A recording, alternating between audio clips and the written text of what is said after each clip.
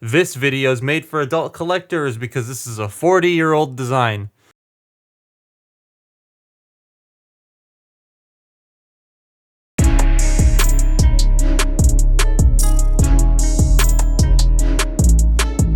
I love my Missing Link Prime, so when they announced this thing, I was kind of surprised they put this out at the same time as Missing Link Prime, or at least close to it. But both figures, while they transform very similarly, they are very different from one another. This new one is way more inviting to mess with over Missing Link because, like, while I like Missing Link, it is inherently more fragile due to it mimicking the G1 toy to the letter and the materials it used. This is G1 Universe Legacy Optimus Prime, and he is a lot less fragile and a lot more fun. It is a super articulated version of G1 Optimus Prime's original toy sold at a $25 US price point.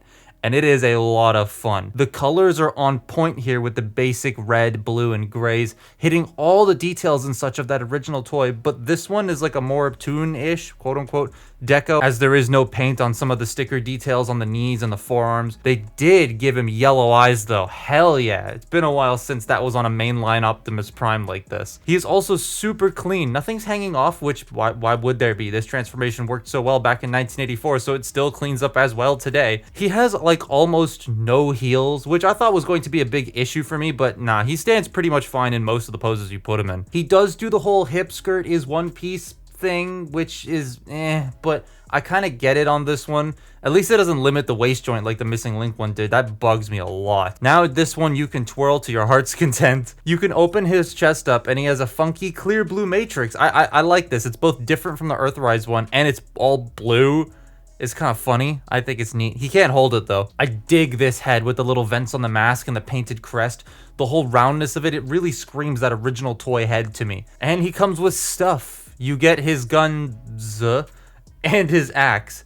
Though the guns are painted entirely black by the looks of it, so that's a little worrisome to me in the handles, but he can hold all of his accessories and pose around, and man, his posing is really fun.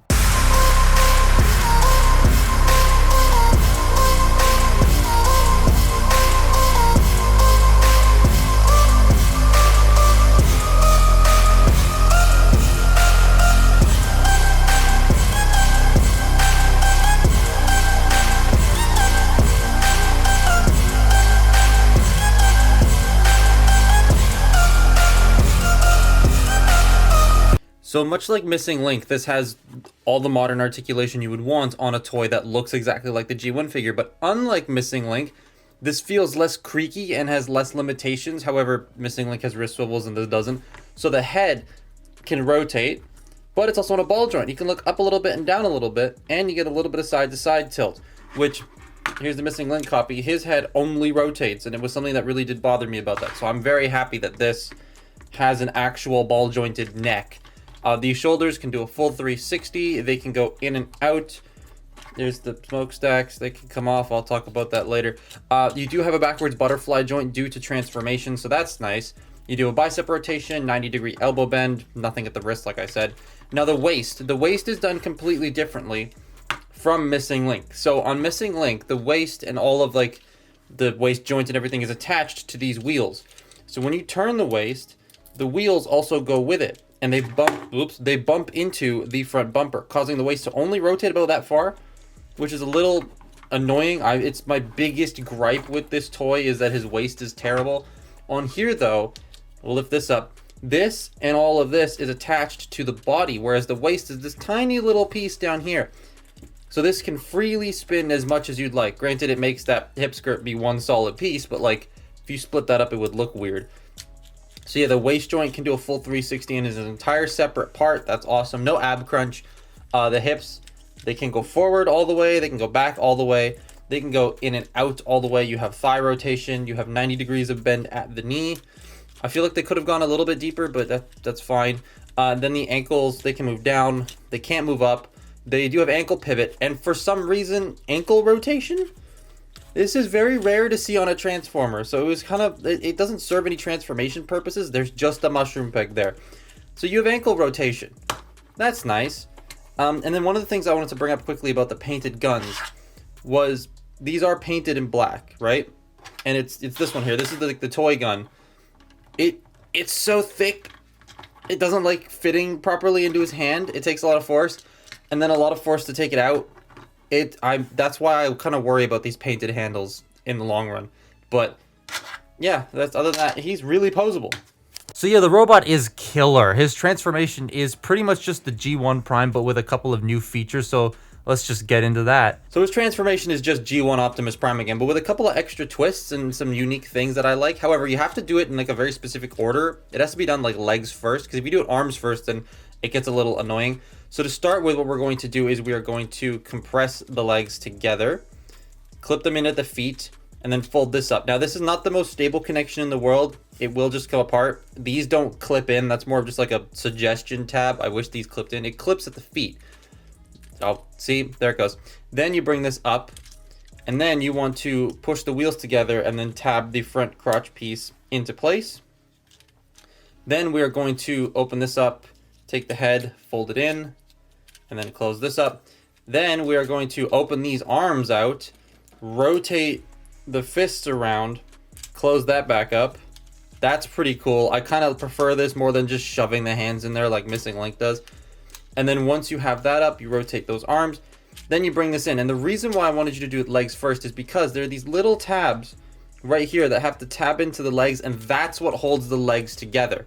That's what keeps them really solid. But if you do it the other way around, you then have to like try to shove the legs in, and it's really annoying.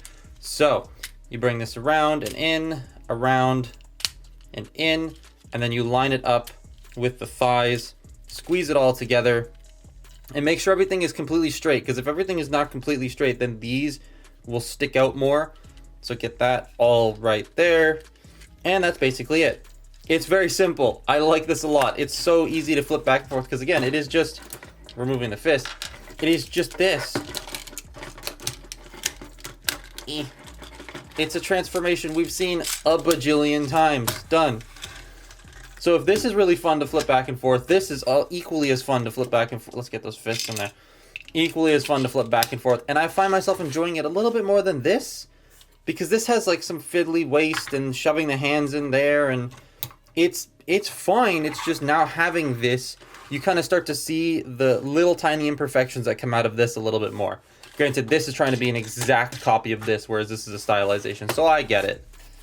That is just G1's truck, but smaller, and I love it. It's pocketable now. I dig that. It looks so good, and they put the stripe on the arms so that it completes when it's in truck mode. That was something I thought they'd leave unpainted, but they didn't. The rubber tires are such a nice touch, too, to make this feel like the older toy, even if it doesn't have die-cast, which, why would it? It's a deluxe. The silver works well here. I do wish the removable 5mm peg smokestacks I totally didn't forget to mention earlier had some, but they're still cool. I mean, they're on the palm sprue, so I get it. He can hold Earthrise's trailer, which fits very well, but he can also hold the G1 trailer, but that's a very snug fit. But it's still really cool. I've also been told he can hold 86's trailer. My 86's trailer is in a different place right now. And he looks really cool next to 86B. Makes me think of the original toys next to each other, and even if this is out of scale. I like this a lot. I recommend it. I definitely do. Get one of these. It's so cool. It does everything Missing Link does, but for a lot less money and in a far more available and enjoyable state.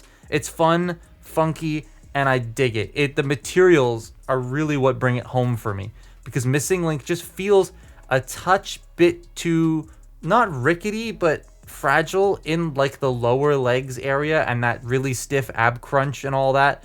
This doesn't have any of those woes for me. It feels like a toy you'd want to pick up and pose and put it on your desk and have them displayed there. But that's my look at Legacy Universe G1 Optimus Prime. Follow me on Twitter and Instagram, and I will see you next time. Bye-bye.